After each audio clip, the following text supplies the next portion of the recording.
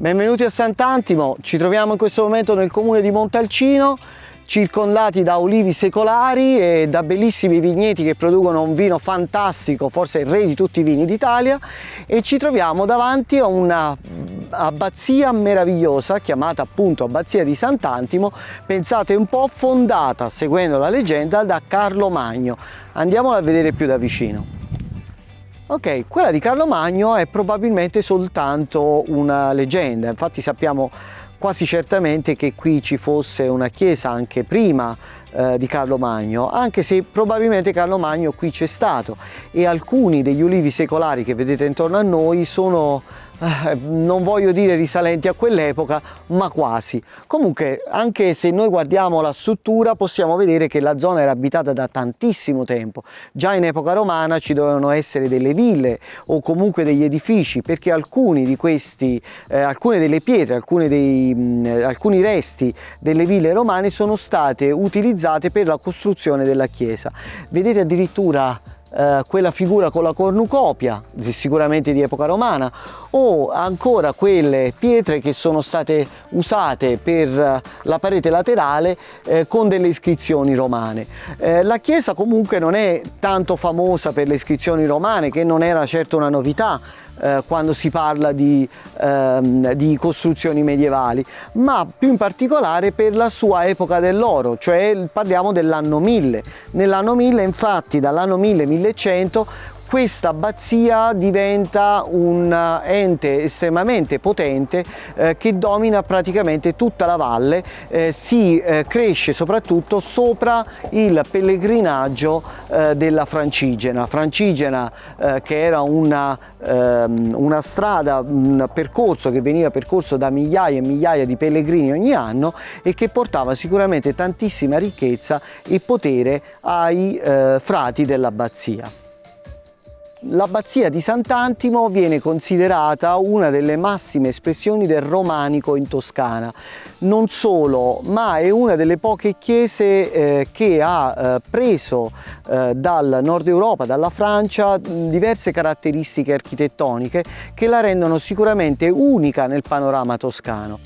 La facciata ci racconta molto di quello che è successo a questa abbazia, è molto interessante, risulta molto semplice, però ci sono anche molti cambiamenti che sono ben visibili.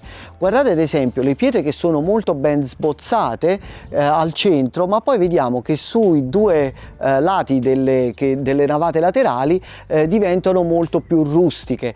Poi vediamo addirittura una parte più in basso con delle pietre ancora più pulite, addirittura in parte hanno utilizzato una cava di onice che si trova nei dintorni e degli archi con delle colonne che una volta dovevano essere aperti e che dovevano sorreggere un loggiato. Questo loggiato a sua volta era estremamente importante perché all'epoca, parliamo del 800-900, doveva significare la casa di Dio, era come ad oggi una croce. Infatti questo loggiato doveva recuperare quella che era la stessa sembianza di un tempio romano e andava a separare la dimensione umana dalla dimensione divina. Il loggiato nel mezzo andava a rafforzare il significato di entrare all'interno della chiesa. Per un uomo medievale questo doveva essere molto forte, al punto che soltanto le persone battezzate loro veniva permesso di entrare all'interno della chiesa.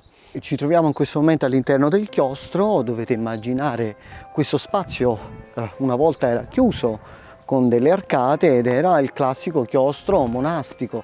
Molto importante, molto interessante da sapere è che solo i monaci per molto tempo avevano la possibilità di usare determinate piante per creare medicine, ma anche per creare i colori dei pittori, ad esempio. Diciamo erano gli unici che potevano un po' giocare con la chimica e con la botanica. Forse è proprio per questo che molti amari o birre venivano fatte proprio dai monaci, e anche per lo stesso motivo molti artisti, Lorenzo Monaco, Guido Monaco,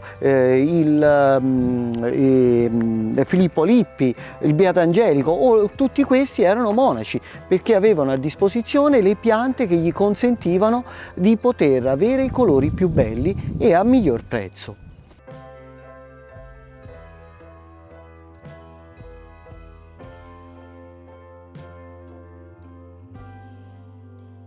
L'abbazia di Sant'Antimo ovviamente non è stata sempre grandiosa e potente, ha passato anche dei momenti molto brutti. Sicuramente nel 1200, quando Siena, costretta a non potersi espandere verso nord, si espandeva verso sud, conquistava un pezzo alla volta tutti i territori dell'abate di Sant'Antimo, fino al punto che l'abbazia diventa così povera che viene abbandonata. O ancora nel 1800, quando a fine del 1800 l'abbazia ormai completamente abbandonata veniva utilizzata addirittura come fienile e l'abitazione dell'abate veniva trasformata addirittura in un magazzino.